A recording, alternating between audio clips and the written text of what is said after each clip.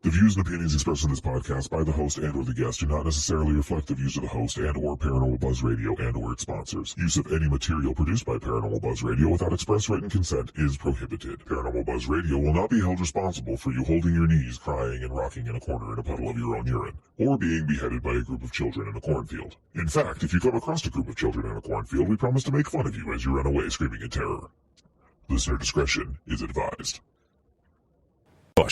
You are now entering the all-consuming realm of Shay's Paranormal Chat, where the things that are better left unsaid are actually said.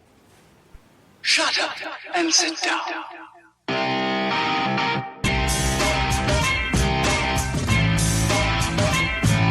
You're listening to Shay's Paranormal Chat. Paranormal podcasting done Shay's way. Tons of fun. Dude, seriously? A bit sarcastic. Hashtag investigator, not hunter. But always real. Hashtag data, not evidence.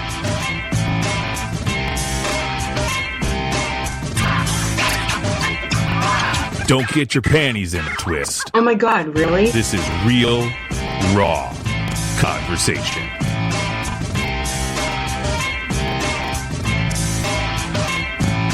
Ladies and gentlemen, welcome to the show.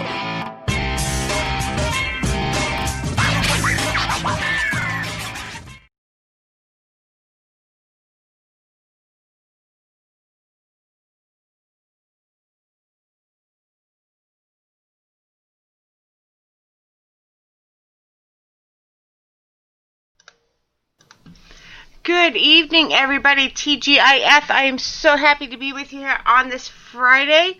And I'm very excited about tonight's show. Tonight we have, as a co-host, Mr. Darren Buss. Hey, Darren. How you doing? Good. How you doing? Glad to be back. Yes. I always appreciate when you're on with me.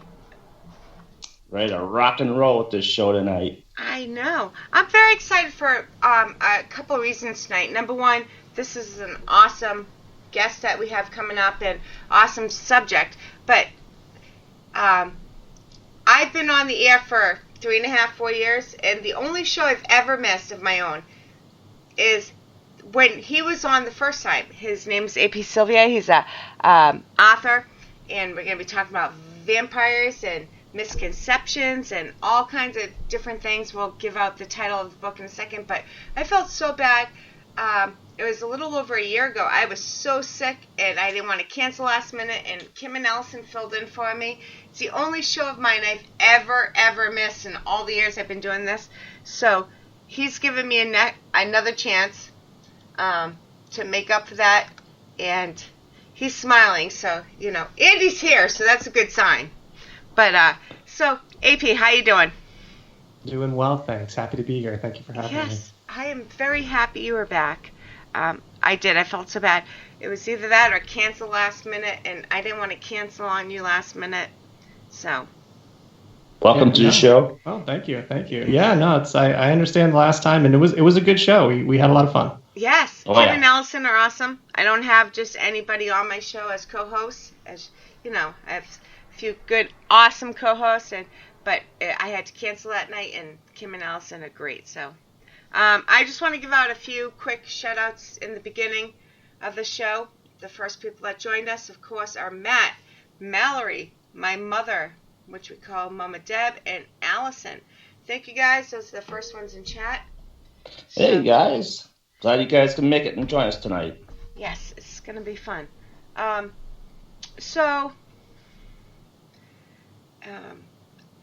for anybody that's a permanent listener, they already know I broke my glasses, so I can't really type or read very good. But so if I say anything, just let me know. But AP Sylvia, he's the author of Vampires of Lore, Traits and Modern Misconceptions. Is that correct? That is correct. So, wow, this is such an awesome subject, but what got you into vampires? What got you to the point that you had to write this book? Yeah, well, I've always been interested in ever since I was a kid into like supernatural things and ghost stories and stuff like that. And if ever there was a spooky show on TV, I wanted to watch it. I was that kind of kid. So I've always had an interest in watching documentaries and things as the years go on. But for me, what really got me on the vampire track was a few years ago, probably a few years ago now, something like that. Time flies. I was in New York City, and I went to the Ripley's Believe It or Not museum there. Those are really cool. There's a bunch of them around, different parts of the country and such, and they're full of sort of oddities and strange objects and things like that. And so one of the things they had there, they had this sort of antique looking box, and it was filled with these vials and whatnot, and it came with there was a stake and a cross and stuff like that, and it was labeled as a 19th century vampire killing kit. And I thought it was really cool. It just was a very sort of striking piece, and just great imagery with it. And I just loved the idea of it. Is this kit that someone's carrying around? And supposedly people would take them to if they were going on trips to Eastern Europe or something like that. So afterwards, when I got back, I was thinking more about that kit, and I started, I took to the internet, started doing a little research. I wanted to learn more, and I found out that there was some controversy surrounding them in terms of their authenticity, whether or not they are actual period pieces from the 1800s, or, as some assert, if they are sort of 20th century constructions using the pieces from the 1800s. Right, so the argument would be like somebody sort of took a box and a this and a that was period to the 1800s, assembled it together and said, oh, this is a vampire killing kit from the 19th century. And one of the arguments sort of for that more modern construction was that people would say, well, the stuff in the kits kind of represents kind of movie, like kind of the movie vampire or something like that, rather than the vampire from folklore. And I thought that was an interesting kind of assertion. And I had known just from watching, different documentaries and stuff that there were differences between kind of what we thought of as vampires from TV shows and stuff, and what, the actual beliefs were of the past. And so I started looking into it, and I was like, well, I want kind of a breakdown. Someone give me a breakdown of every sort of trait that we associate to vampires and sort of where it came from. Was it from folklore? Was it from TV or movies, or what have you? And I couldn't really find anything like that. No one seemed to have that or sort of packaged in that way. And so I wound up doing this research and writing this book, the book that I sort of wanted to read when I started on this thing, where I go through all, sort of trait by trait of these, of our sort of modern associations of vampires, and try to determine sort of where they came from. Nice. Interesting. That's just... the Ripley's is a really cool place. I mean, just all the different artifacts, like you were saying. I mean, oh yeah, they're great. I mean, it's all kind of a lot of neat things. I mean, stuff people have built, and of course they've got shrunken heads and stuff like that. There's it's neat. There's a lot to see. And so I've been to a couple different ones. I went to another Ripley's out in Hollywood, and they also had a vampire killing kit. So I wanted to make sure I checked that one out as well. So yeah, they're cool if you're around one or you're on vacation somewhere where one is. Nice. Now, last week Darren laughed at me, really laughed at me, because he asked how I was preparing for the show, and I told him. Now I have to say it's twice, but at that point when he asked me last week, he said, "How are you preparing for the show?" And I said, "I watched all the Twilight movies." And now I've watched them twice since then. So is that going to help me tonight or no? Probably not. That's what he said. Yep. Well, see, I grew up watching the old Dracula movies and Fright Night and stuff like that, and then also reading about Vlad the Impaler. Mm-hmm. And that always struck me interesting. But his is kind of a different kind of way of how he did his his work to protect his castle in that kind of way.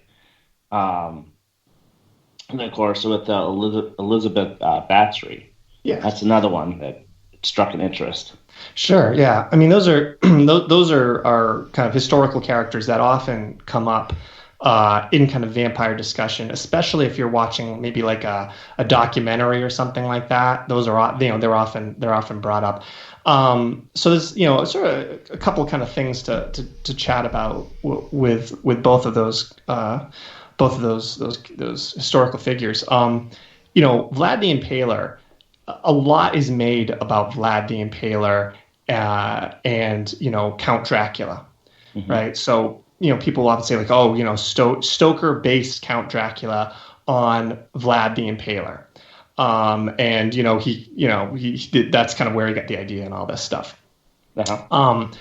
So Vlad the Impaler, I mean, just to kind of give some backstory to him, so he was the prince or the voivode of Wallachia back in the 1400s. And he's known historically for having kind of being a very brutal ruler, having a very brutal reign.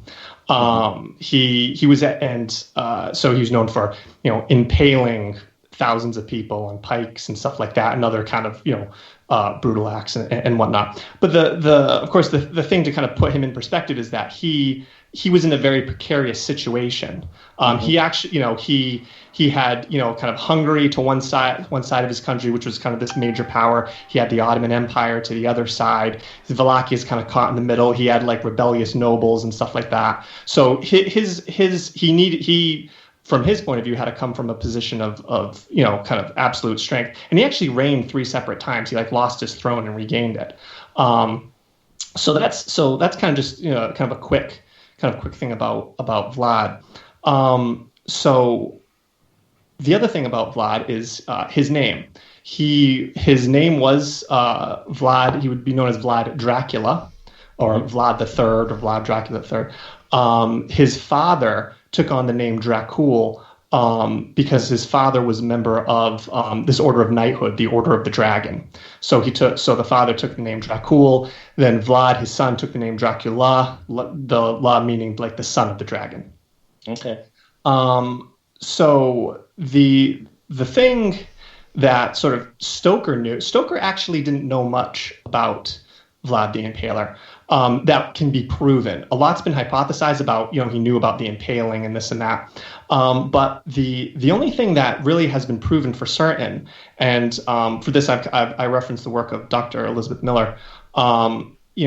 Stoker, we know he read in this, doing his research exactly, he read in this library, this book. It was like the histories of the principalities of Wallachia and Moldavia. And it has like a quick reference to Vlad in it, mentioning that he was a ruler and that he fought the Turks and had victories or whatever. And his name was Dracula, and Dracula means devil.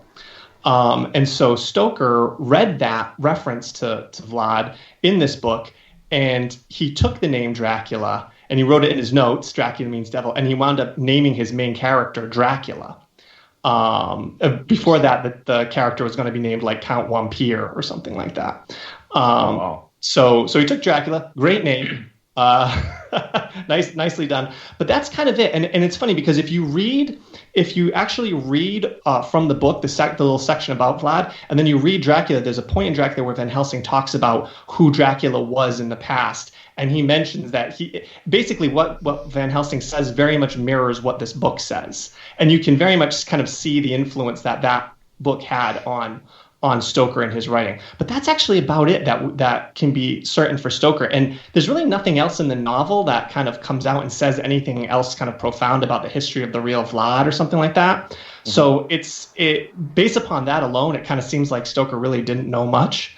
One of the things that often gets Vlad associated to vampires was there was a poem written about him in the past where it said that he would dip his bread into the blood of his victims and eat it. But that, again, from like some of the work from Elizabeth Miller that I've read, that apparently was a mistranslation. And the poem actually said that he washed his hands in the blood of his victims. Again, creepy thing to do. Yeah, right. Right. Not vampiric. So no one in the 1400s believed that Vlad was a vampire, like a vampire like we think, right, like that. They thought he was a ruler to be feared for sure, but people didn't think he was a vampire. The Vampire Association kind of came from Stoker, and then modern scholars kind of piecing that together of Stoker was influenced based upon this. And from what I understand in Romania today, Vlad is actually considered to be kind of like a national hero or a folk hero or something like that. I guess because he fought to keep his country safe and sovereign. So that's kind of an interesting thing. So there's kind of one of the main kind of historical figures that gets brought up. I think you also mentioned Elizabeth Bathory, or Countess Bathory. So she was around. I think it was like late 1500s and the 1600s. So she historically is known as a very prolific serial killer. As the story goes, she would employ like peasant girls as servants and stuff like that. And there was this tale that she kind of somehow got the idea that their blood would keep her young or youthful or something like that. So she was bathing in their blood and stuff like that, or she was torturing them and whatnot. And so this went on for a long time, and supposedly a lot of these servants died, and then ultimately I think she started taking on servants who were of noble descent and started doing the same thing, and so then it kind of that got more attention to it, and she wound up getting put on trial, and there were supposedly like 300 witnesses against her or something like that. And, there was supposedly some book she had kept where like all the names of all the victims, and people had supposedly found, people who were victims or like close to death or whatever in her castle. And so some of her cohorts, I believe, were executed. And she was walled up into one of the rooms of her castle. And she died sometime later, imprisoned, walled up. There are some scholars that do argue that maybe it was that it was not that she was innocent of these crimes, and that it was all kind of this big. It was kind of just like this story to like get her out of power, essentially. I'm not sure. I would sort of. It was hundreds of years ago. It was a long time, so it's hard to know. Like they had a trial and all that, and there was people were testifying against her. But again, it's hard to know what happened back then. But so there's kind of the two. There's some discussion about it. So she also comes up again because of the connotations to blood. But she wasn't believed to be a vampire, right? Like we think of vampires, right? But she wasn't undead or anything. She was, if you believe the accusation, she was a very prolific serial killer who may or may not have had this association to blood. That again, the bathing in blood might have been sensationalized or something like that. So those are kind of two characters that do come up. Yeah. It's kind of all lumped together. Yeah, well, I think they do all get lumped together, and I think with Vlad the impaling, and then the Stoker thing, and then with the Countess the blood thing, this association to blood, and so the vampire to blood association is very strong, I think, in our minds, right? Like if anything sucks blood, people will often refer to it as like a vampire or liken it to a vampire, right? Like even like like a chupacabra or something like that. You hear that's like exactly, it's like a vampire. Yeah. When it's drinking, it's sucking blood or supposedly, but it's not undead or anything like that. And so that actually was when I first started doing my research for the book. However long ago it was now, it was. That was something I kind of had to contend with sort of early on. It was like, well, what the heck is a vampire? Mm-hmm. Because when you start reading about vampires and you read some of these books and stuff like that, a lot of different kinds of creatures and beliefs will come up. And, there are like monsters that, this monster, it lived in the woods and it would attack travelers and drink their blood, right? Stuff like that. And so I kind of had to figure out like, well, what am I going to consider to be a vampire for the purposes of my book? How am I going to address this? Because there's a lot of different stories that come up and a lot of different beliefs. And so for me, I wound up coming up with like 3 criteria that for my purposes would be, here's how I define a vampire. They have to meet these 3 criteria. And this, I felt, kind of weeded out some of these other kind of tangential things and sort of allowed me to focus on the stories that I felt resonated most and spoke to kind of the psychology of what was going on. So the first point was that, the vampire is the corpse of a once living person. Right. So the vampire used to be a real life person who had a life and they lived in a community and did stuff. And now they're dead. Right. So that immortal being. Yeah. Well, they're now they were a real person and now they're believed to be in this other state, this undead state or something like that. Mm-hmm. And that kind of cuts out a lot of like the, they're not like spirits or demons or monsters that were never human to begin with, right? Because there's lots of tales of like just these supernatural creatures that are like demons and stuff, but they were never human. So to me, I'm like, all right, well, I'm not gonna count them for this.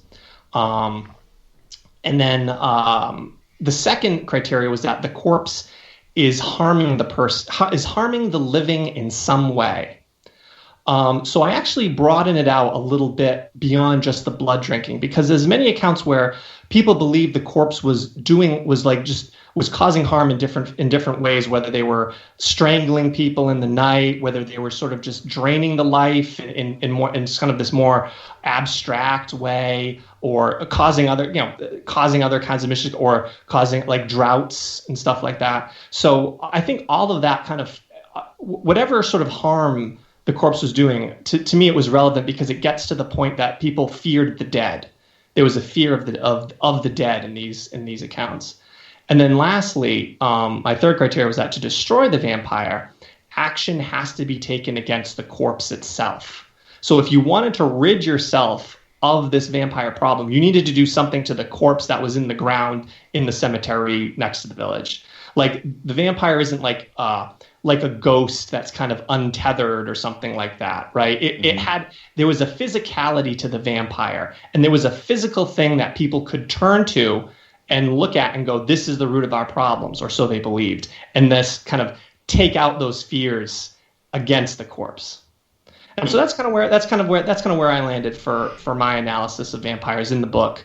And I kind of go through those points in the book. And obviously there's other things that might deviate a little bit that, I'll bring up if I think are relevant or something like that. And, talking about Vlad. Well, Vlad wasn't a dead guy. But he's an important figure to kind of frame everything. Right. Do we have any questions in chat? Not yet. Allison's in chat and saying hello, though. She's the one that interviewed you last time. Yes. Hello, Allison. And she said she loved doing it. Yeah, it was great. We had a great conversation. Yeah. So what do you feel like how some of these movies portray of how they tried to destroy a vampire and all this stuff? Did you find some kind of back story on that as to what is actually tried to be used to do this sort of act? Sure. There were a number of different methods people would use in the past to, destroy, or what they believe were destroying vampires, right? And it's important to frame this, like, we often think of vampires as sort of these fictional monsters and stuff like that, but there have been times and places where people really believed that vampires were real, that they were a real threat to them, and they carried out exhumations where they took action against corpses and stuff like that. And, some of these accounts are very well documented. There's newspaper articles about them and stuff like that. Some of them are kind of, sort of just general beliefs or kind of foggy lore, but other ones, it's like very clearly written out. Here's what happened and here's what they did. So it's pretty surprising. So there were a lot of different methods. Some relate well to what we believe, others not so much. Probably one of the maybe most iconic ways to get rid of a vampire would be a stake through the heart, right? That's pretty big in most movies, right? You know, you see, you have the vampire slayer kind of creeping into the crypt, with kind of the wooden stake in one hand and the mallet in the other, right? And they're gonna garlic and all that stuff. Yeah, all that. There's a lot of stuff like that. So it's interesting because even when I would find that there was, a folkloric precedent for some of these things, there was often nuance to it, and maybe things that have been lost over time, right? So with the wooden stake, right? There were some places that believed that was the case, but oftentimes the type of wood used was believed to be important. So it wouldn't necessarily just be any wood. Depending on the place, it might have been hawthorn or blackthorn or oak. They thought that the type of wood used was important to killing the vampire. That often, the explanation for that is most likely there were religious connotations to those types of wood. Like they believed that like this type of wood was used during the crucifixion or something like that. So most likely using that wood kind of imbued it with like a spiritual power. Right. And then, sort of the whole notion of like, going through the heart, right? There's definitely, beliefs that, the heart, the heart was kind of, it's a blood-oriented organ and it's central to life and all that. So there were beliefs about destroying the heart in general, not even staking it, but just destroying it. So I think the stake through the heart definitely resonated with the destruction of the heart. But if you read some of the accounts, they actually say something kind of interesting, sort of specific about staking the vampire. They'll say they stake the vampire. Pinning it to the ground is used at times. So the act of staking it was oftentimes thought to like you would stake the vampire through the body into the ground underneath it, such that it wouldn't be able to sit up anymore, wouldn't be able to rise out of the like kind of like you're holding him in place. Kind of like the part in was it The Exorcist movie where the guy with the spear would come right through him? Was that The Exorcist? I can't think of what movie that was. I have no idea. I'm not sure. Yeah, I don't know either. There was a part of the movie where I saw where this thing was like lightning struck and it pierced this guy straight through. He's just standing straight up with a stake straight through him. I'll have to think. I'll have to write that down. I have to think what movie that was. I can't remember. So there's some, so there's a case where like, in some movies we watch, it's more like, oh, you just stake the vampire through the heart. Even if he was lunging at you, you just kind of poke him through the heart. They would Yes, and they kind of just crumble into dust and that's it. While with some of the folkloric beliefs, there's again more nuance. Other places they would be, staking the vampire in the stomach, or sometimes they would use metal rods, and there are all kinds of different, sort of different things, again, depending on kind of where you go. Because the vampire beliefs were, they were spread out, throughout different countries and, different places. And so everyone kind of has their own sort of take on it. You know what I mean? Because these are supernatural beliefs, so they can sort of change and evolve over time. But so staking's one. We mentioned garlic. Yeah, garlic actually has a very strong precedent in folklore. In general, not just vampires. It has. There was. Yeah, going back to ancient times, there were beliefs about the powers of garlic, and they could be used to dispel certain kinds of animals or evil or what have you, and they had health benefits and stuff like that. So it's not necessarily surprising that this belief about garlic sort of moved into the realm of vampires, since there's already been a lot of kind of associations or beliefs surrounding garlic going back, again to ancient times. One of the interesting explanations for garlic being useful against vampires that I found that I thought was interesting was it related to the smell, right? Garlic has a very, very pungent smell, very potent, that can mask other smells. Vampires, being dead, were often thought to smell bad. So the presence of garlic, the smell of the garlic was thought to kind of mask the smell of the vampire. And sort of somehow through magical means, it was then thought that by sort of dispelling or overpowering the smell, you dispelled or overpowered the vampire itself. So there was kind of this extrapolation in magical thinking that went on with the garlic, and I find that fascinating. But yeah, there were lots of beliefs. People would take garlic, they would rub it around their windows and keyholes and things, any sort of entrances to their homes and whatnot, and rub it on animals and stuff. And yeah, that was certainly a strong one. Interesting. What do you got, Shay? How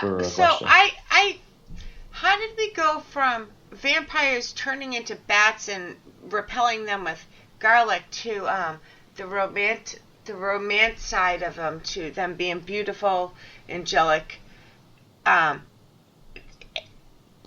you have to burn them. Like, when did it change from they were these bad, nasty things to now all of a sudden they're beautiful and it's definitely been a bit of a 180. It has been. Yeah, the vampires, they've got good PR, I'll say. Well, it's also all about sex appeal too. Yeah. I mean, well, so I think you can kind of see the evolution happen over time. So originally, in sort of folkloric beliefs, vampires were scary. There was nothing attractive or alluring about vampires at all. People were deathly afraid of them. The vampire shifting to being kind of alluring or mysterious or what have you kind of happened with 19th century literature.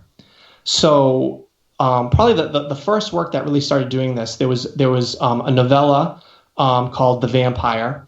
It was written by a guy by the name of Polidori.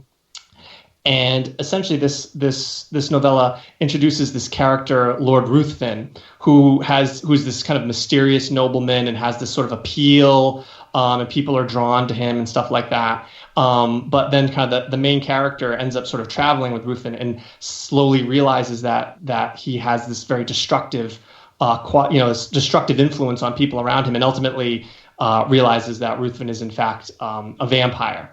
And so this novella kind of introduces this notion of this kind of sophisticated, suave, alluring vampire. The book, the novella was originally attributed to the famous poet Lord Byron, and that's probably why it became popular, because Byron was this was the early 1800s or 1820s maybe. So Byron was very popular, and this book comes out, and this is a work by Lord Byron. Well, no, it was a work by Polidori. Polidori was actually the personal physician to Lord Byron, and apparently the two men did not get along at all. So the theory is that Polidori based Lord Ruthven on Lord Byron, and both men tried to set the record straight, but kind of the damage was done and whatnot. So with it's kind of the writing of that novella, The Vampire, you see the shift, and that shift continues throughout the 1800s.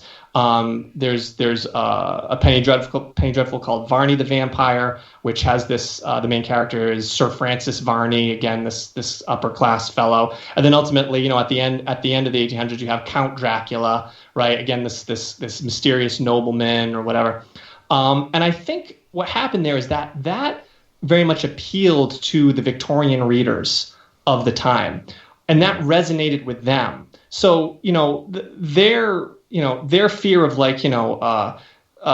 this undead person in a farming village or something like that probably wouldn't have been particularly captivating for them to read a story about. But this notion of a vampire that could infiltrate society, infiltrate high society, and they're of the noble class, so they've got influence. That probably made for a better story for those readers, because this was like a threat. This was like kind of a more exciting kind of character.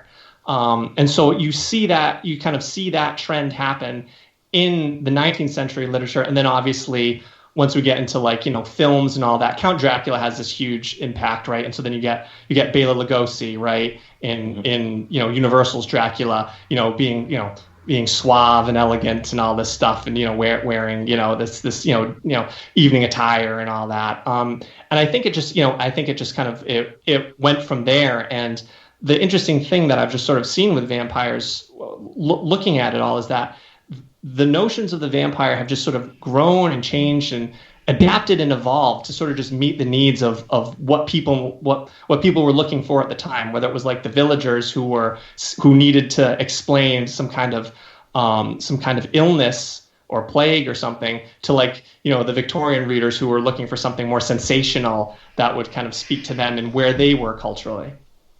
And you talk about the Victorian vampires and stuff like that.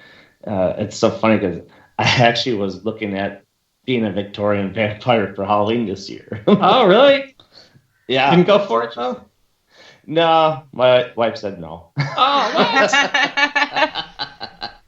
what? She said, "You already got your mask on." That's too But I mean, funny. there are some unique costumes for that. I mean, it's just how in depth they go with a lot of that stuff. It also depends on whose perception you're going by. Right. Because everybody's perception of a vampire is different. Yeah, I mean that's the thing about kind of modern vampires. It's been interpreted in a lot of different ways now in different movies and shows and books and stuff like that. And different creators will take their own spin on it. And so then you kind of, maybe someone's going to have a vampire that's more like kind of Victorian elegant, or maybe one's in high school or something like that. Like Edward Cullen. Yeah, exactly. Well, so it just depends. I mean, I also contend with Dark Shadows, because that's one of the biggest ones, right? TV shows. Yeah, that was a really big show. Was Barnabas Collins? I think was the. I believe so. Yeah. I think so. Yeah, was the vampire on that? Yeah, so and there you have kind of and again, I think he kind of takes on kind of a tragic hero kind of slant over time and stuff like that, which I think people also find compelling with vampires. They like the tragic hero kind of thing, and I mean, and that also happened like in like the mid 1800s with Varney the Vampire. Like he was kind of a tragic hero at times. So I think people like that, and the vampire aspect adds a dimension to it, because they've got this they're living or unliving with this curse. They have to drink blood and do these things, but you can portray them as sort of unwilling participants in it. They're driven to it or something like that. So I think it's good fodder for writing and stuff like that. Yeah. And, with these younger kids these days, I mean, they're looking more for, like she was saying, Twilight and stuff like that, being more on, like I said before, the sexual appeal side of things. Sure. I haven't seen anything that's kind of brought back the oldness of vampires lately. Yeah, it's I'm trying to think of anything that's really well. One thing I liked recently was the BBC Netflix Dracula miniseries. Yeah. It was like a 3-part miniseries that was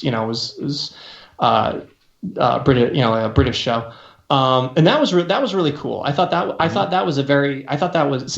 think it's kind of had a polarizing effect on people. Some people you kind of really like it or really don't or whatever. I really liked it. I thought it was cool. I thought it was a very interesting kind of reinterpretation, reimagining of the Dracula story, where they start out with Harker going to Castle Dracula and meeting the Count and all this, but there was some really interesting interpretations there, and it ultimately takes the Count into the modern day in the 3rd episode, which I think I liked. The first episode I really liked. The 3rd episode I didn't necessarily like it as much, but I thought they did a good job with it, because I think oftentimes when you do like a show where like you take a character from the past and plunk them in modern day, there's a lot of like cliche kind of stuff you can do or whatever. But I liked how they framed it with Dracula, and it kind of showed him kind of like musing about the modern world, which is I think how an immortal would probably look at things, and kind of he was like kind of reflecting on kind of how things have changed and something. It was kind of cool. I thought it was interesting. So there's one where they were trying to take kind of the old school approach with Count Dracula and do something a little different, but still kind of in the vein of maybe kind of like a gothic horror, at least at the start for sure. But yeah, it's funny. I think you're right. There's a lot of focus on kind of the romantic aspects of vampires nowadays. The other thing that often gets talked about with vampires nowadays is the immortality, right? Like immortality comes up all the time, and there's like there are some shows where like a person wants to become a vampire because they want to be immortal and stuff like that, right? Like people are seeking it out, or they're serving the vampire so that they will be immortal eventually and stuff. And again, I not to say that that wasn't present in folklore, because there were beliefs that vampires would kind of just last. There were other beliefs that they wouldn't; they'd actually like go away after a while. But there were certainly folkloric precedents to a vampire that was around for hundreds of years or something potentially. But I feel like a lot is made of that nowadays with the immortality. Probably again because it's speaking to the audience, right? Mm-hmm. Like we don't need we don't need vampires to explain away like disease or a drought or whatever. That's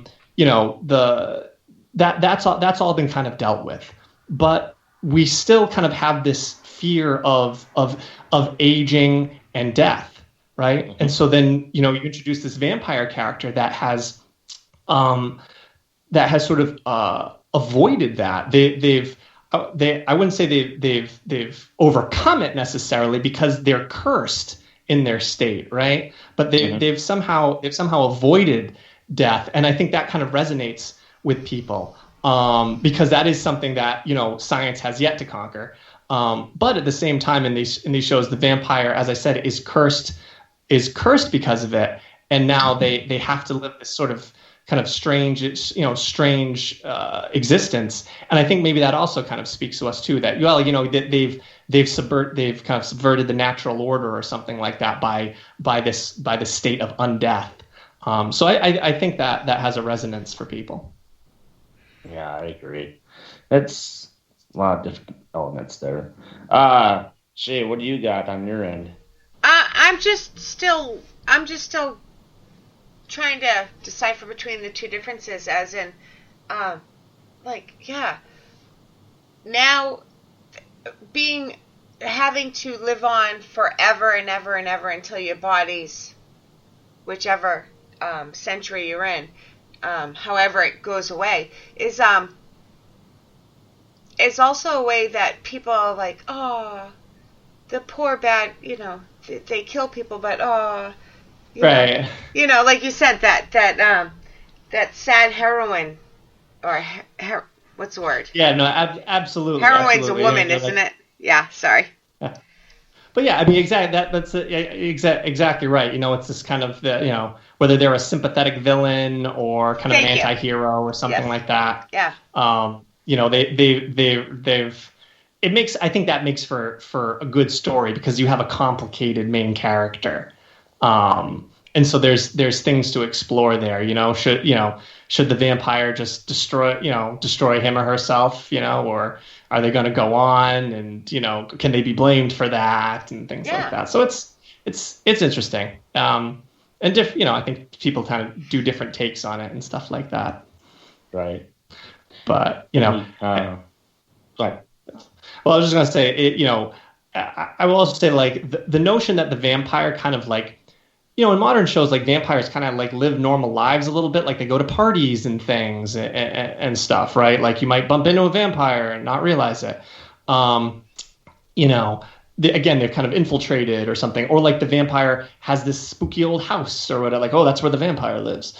Or lives in a castle or whatever. Like, they didn't have normal, like, in folklore, they didn't have normal lives. Right, they were dead people, and so they were in a cemetery somewhere, and they would come out usually at night and terrorize the living, and then they would return to their graves. They weren't like hanging out in a castle, or they weren't like a mysterious count or nobleman or something, or something like that. That's very much kind of going into the 19th century literary tradition, where you had this mysterious character who turns out, who's doing things and turns out to be a vampire. While in folklore, it was like, no, the vampire's in that grave over there that's got the person's name on it, and they died 2 years ago, and now they're coming back and killing us, so we need to do something. All I can picture is like Vampire Diaries. my daughter watched that for a very long time. That was a big show. It was. That's what I'm saying, but people romanticize it. Oh, absolutely. Like, absolutely they do. Like, so cool. But that's not where it started. Oh, no. Not at all.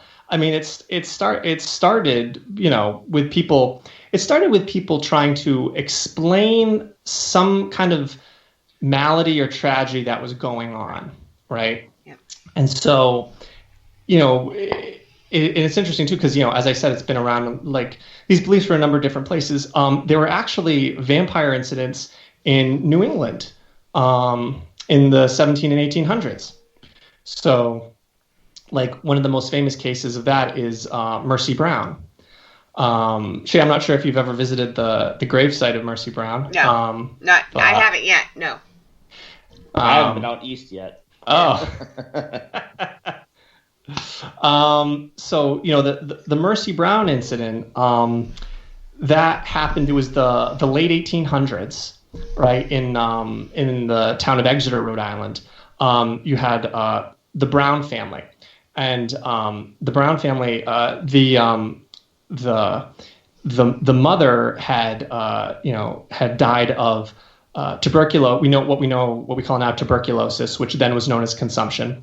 So you have the mother who had died of consumption. Then, like a year or two later, the eldest daughter also died of consumption. Then some years later, Mercy Brown, at the age of 19, dies of consumption. And so now all you have left is the father, George, and the grown son, Edwin. Edwin also is showing the symptoms of consumption. And he actually spends a couple years in Colorado Springs hoping to get cured, but returns shortly after the death of his sister Mercy. In the late 1800s, the medical science didn't have any kind of real cure or correct explanation for what caused consumption. They thought it might be like the moist air and the cold air and stuff like that, which is why they thought Colorado would be good because it was like warmer or drier or whatever. There was really nothing there. So, and it would kind of just like move through families, right? So you have this guy George who has watched his wife, his two daughters pass away, and now his son is slowly moving in the same direction, right? So you can kind of imagine the fear and the desperation, right, of sort of just slowly watching, members of your family just pass away like that. And the doctors can't do anything. So some of the neighbors sort of present this folk belief to him, and they say, it's possible that the dead are causing the living to die. That one of the people who had previously died is now causing Edwin's illness and death. And so they kind of have this kind of plan. They say, well, we need to exhume the bodies. And at first, I think George is like, he declines, he doesn't want to do it, but eventually he gives in. So the people, they go along with they asked like the local medical examiner, a doctor, to come with them, who I think that he does it. He's not into it or anything, but I think he kind of goes anyway. They exhume the bodies of the mother and the older sister. And when they look at those bodies, and those bodies have decomposed to the point that they're beyond suspicion, right? They're too far gone. There's nothing, right. They're not seeing what they believe to be the vampiric signs, right? But then they turn to Mercy. Now, Mercy had died, I think it was like in January, and this is like a few months later or something like that. So they look at her body, and it looks to them sort of unnaturally fresh and well preserved. And then they cut out the heart and they cut out the liver, because they believe that if those organs had blood in them, that was an indication that the corpse was stealing the life from the living. So they do this. They do find blood, though the doctor says that what they're seeing is to be expected. But that was enough for the people involved. They were like, here's our proof. This dead girl is causing her brother to die, right? She is causing his illness. She is stealing his vitality. So they take the heart and the liver, and they burn them on a rock in the cemetery. And they take the ashes of those burned organs and they mix the ashes into water.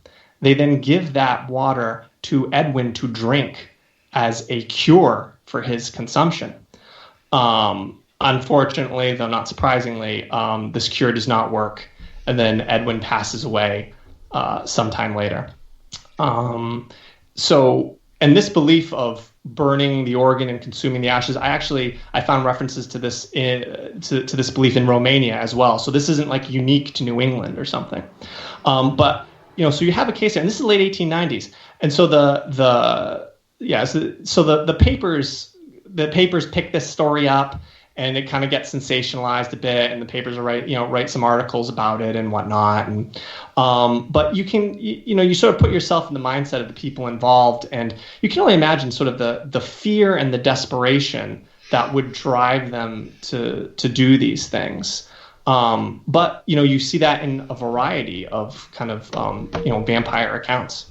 Now, do you think this I'm going to go out on a limb here, but in that time there was a lot of people had faith and belief in God, and God was good, and do you think it was kind of a coping mechanism for they needed to find an alternative to it? Couldn't just be happening, there had to be a reason.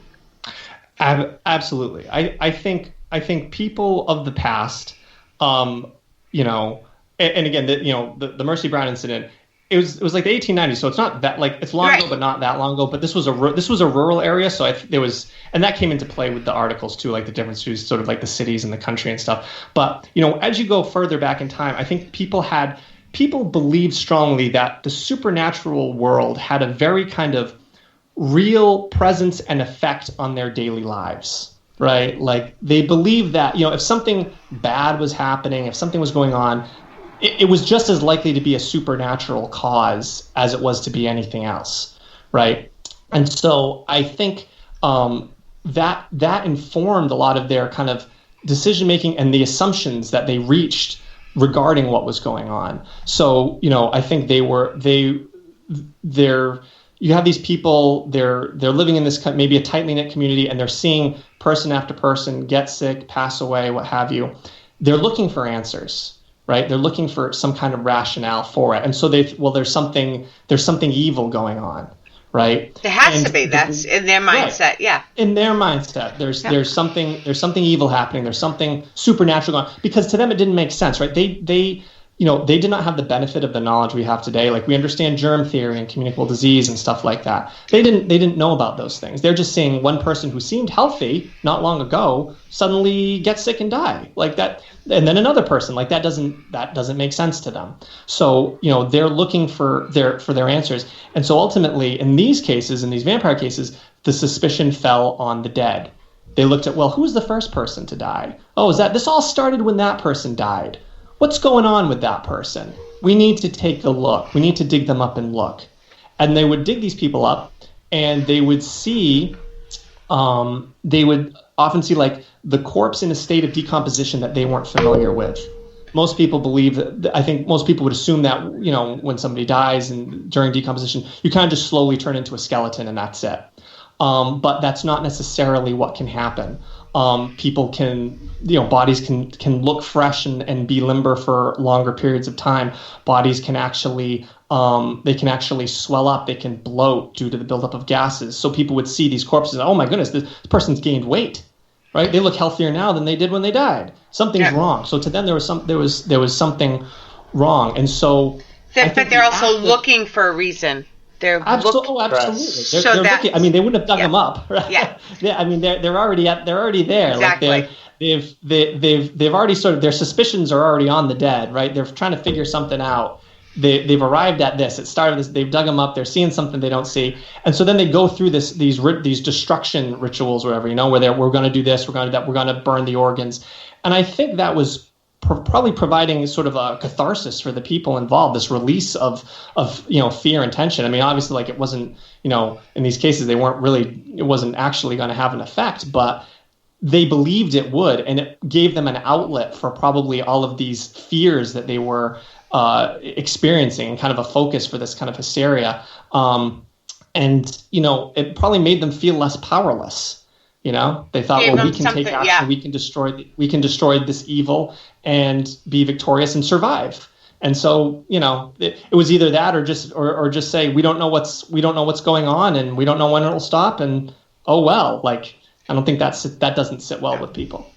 When did it go from the just burning of the organs to the burning of the vampires themselves? Do you know?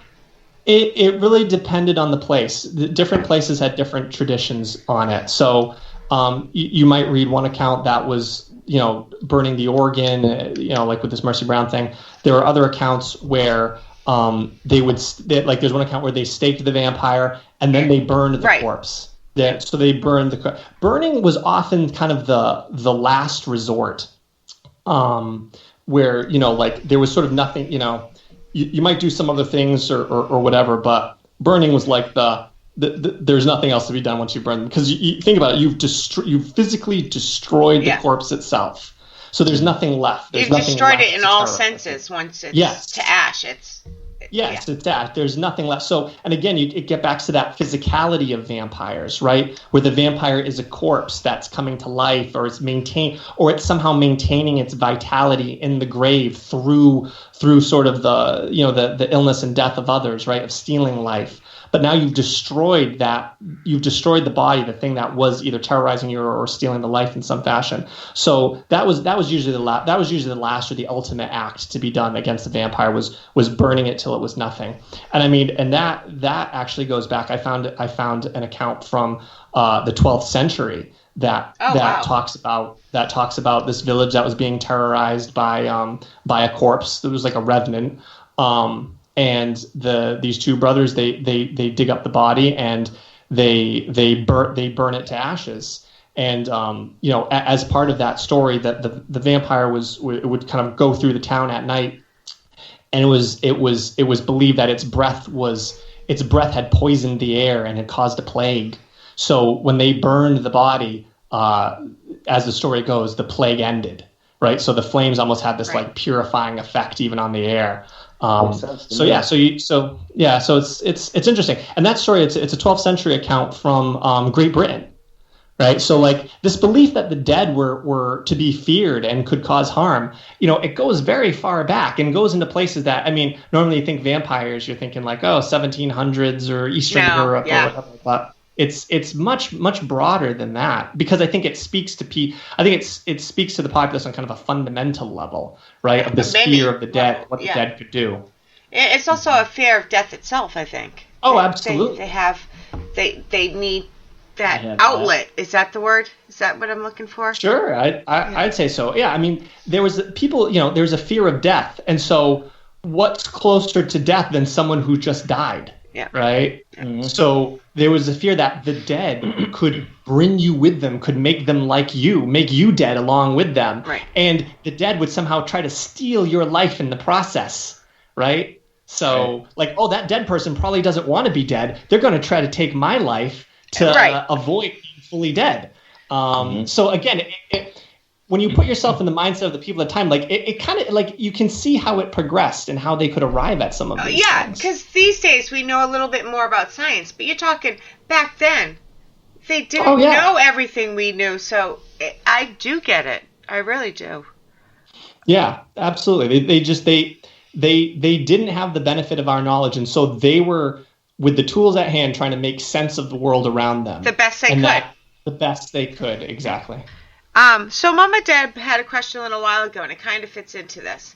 What if, her question is, what if the corpse wasn't buried, but it was cremated? If the person they thought, would that change things? They couldn't dig him up? Have you heard anything of that? No, if the corpse was cremated, well, first of all, I think back, in hundreds of years ago, times go by, like I don't think cremation probably wasn't as common, just because it was probably a lot of time and effort to sort of burn the body to that extent that it would be nothing. A little bit more difficult. It would probably there'd probably be more work into it. So I think from the accounts I've read, it's always there's a body somewhere, there's a corpse somewhere that's still intact. And that's kind of the fear. I think if a corpse had been cremated and burnt to ashes, that's what they would do to get rid of a vampire to begin with. So at that point, if the fear fell upon that person, I think it would probably have been interpreted as something else, something like a ghost or something, rather than a vampire. Yeah, I get you. Are you into ghosts too? I mean, I certainly have an interest. Our hour is up, so I just want to... Darren, do you have any more questions that you got to... Yeah, I got one. Yeah, go ahead. I just want to make sure you get your questions in before we close up. So, what is an ideal, if you're given a chance to do is to bring your books to life, to film, what is an AP Sylvia's version or ideal movie to make? I mean, I think, would it be starring me? Sure. The title role. Hey, you could pull it off. You're young and you're cute. Yeah. You could pull it off. Well, thank you. I think, for me, I think it would be cool if they made a movie that stuck closer to folklore and tried to encapsulate the gripping fear and sort of the dread that was encompassing a community that then arrives at the vampire. So to me, I would like to. Actually, did you ever see the movie The Witch? Did you ever see that? Did you ever see that one? I haven't. Well, that one kind of it kind of plays more to like for me, but yeah. Yeah, well, it kind of references folklore a bit more, so it kind of creates a lot of it kind of creates like atmosphere a bit. I don't know. I would like to see a movie where like it would sort of try to. It would be kind of a slow burn of like you're in this kind of rural community and you're seeing one person get sick and another, and you're seeing people try to come to terms with it, and sort of you sort of see the fear spread, and then ultimately it results in the vampire exhumation and stuff like that. And then whether or not you want to take it to like a supernatural level or not, you kind of have to decide on that. But I don't know, something like that. I think it would be fun to sort of go back to the original beliefs and try to interpret that into a film. So the opposite of Twilight. Yeah. That sounds good. That's not a complaint, but I just mean... I'd watch it. I personally would go into another direction, but that, those books and films have, I'm sure, influenced a whole generation. And, in the future, vampire movies and shows... Right, but is that good or bad? Because it takes away from the origins of where vampires came from. It's... People don't... I don't mind. I mean, to me, vampires have been changing for hundreds of years. And even the vampires we have today, just even if you showed the Bela Lugosi movie to someone in the 1700s who believed in vampires, they would be like, why is that guy a vampire? He's hanging out with everyone. And,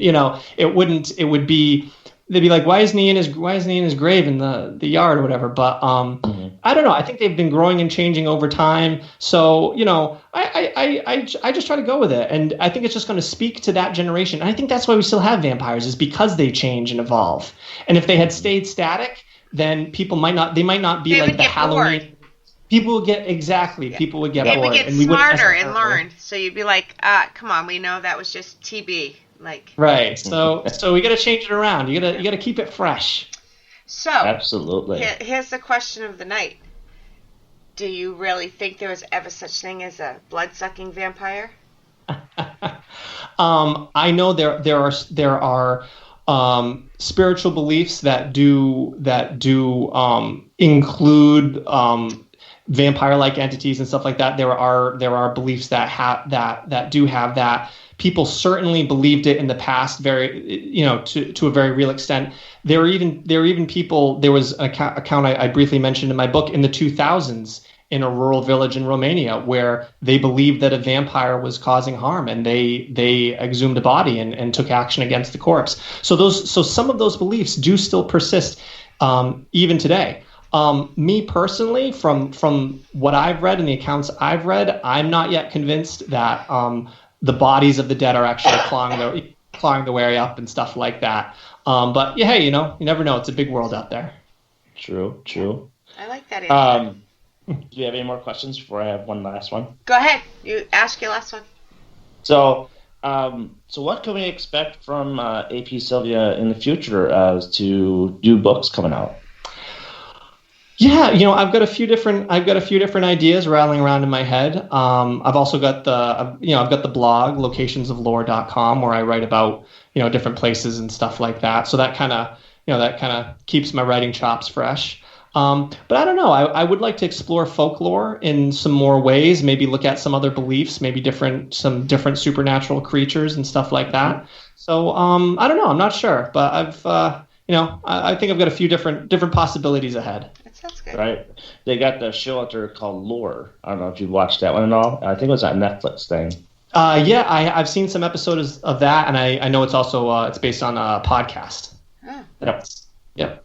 So, that's for me. That's pretty much what I got. Awesome. You got any of that thoughts there, Shay? I have the normal couple last questions here, but hey, if you ever want to go on a paranormal investigation, want to meet up at Midfield or anywhere down there, let me know, because we've had some crazy stuff happen. And I mentioned that because that was the picture I happened to see of you, and I knew instantly where it was. So let me know. Yeah, that'd be fun. Yeah, seriously, that could be your next blog. Like, you go on a, I'm game. Have you ever been on a full paranormal investigation? No. See? I've been to places that are supposedly haunted, but I've never done like a investigation, with the different equipment and all that. It's fun. You'd like it. I'm very close to there, so I'm right over the border. I got my own team in the Midwest, so cool. Yeah, if you ever go to the Midwest, we can go see Darren. That's my plan. Yep. Get out that way to see everybody. And we all go down and meet with everybody else in Iowa. Before I forget, AP, what you want to throw out where you're sorry, I was reading chat. Where people can find you on social media? Sure thing. So my website is locationsoflore.com. It has links to my different social media accounts. I'm AP Sylvia Writes on Twitter. Writes is in like writes a book. And I'm AP Sylvia on Instagram. So, and again, those links are on Locations of Lore, so you can find them there. Awesome. And where can people find your book? Sure. My book is Vampires of Lore: Traits and Modern Misconceptions. You can find it basically on all the online bookstores, Amazon.com, Barnes & Noble, Books A Million. Last time I checked, some Barnes & Noble's locations in like New York area and LA area had the book in stock. You can also just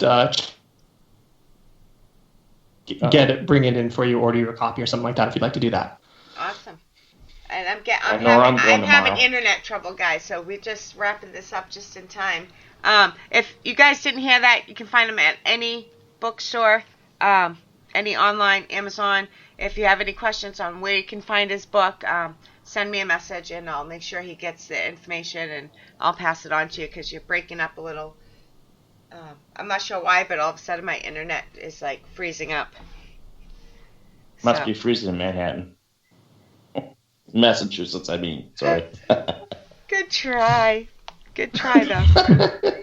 That was funny. So, on that note, guys, thank you very much, AP. It was awesome. Thank you so much for giving me a second chance coming back. I really enjoyed this. Have him back again. Yes, next year. Thank you. It was a lot of fun. Yeah. I'm already booked up until like March, but next year we'll have you back, and we'll have you back definitely when you write the next book. I've heard great. I've read the reviews on this book. I haven't read the book. Again, I'm blind right now, but I'll go get it tomorrow. Yeah, I've heard really good reviews on this book, like independent reviews, not somebody trying to kiss my ass like, oh, you're a guest. These are like real reviews. So, can I get those bifocals out? I gotta just go get new glasses since I broke mine, or something, So. Yeah, it's all good, Shay. Yeah. Yeah, but I've been very happy. A lot of people have been have had very positive things to say about the book, so it's been very encouraging. It is very positive. I'm trying to stall to try to read who is my next guest.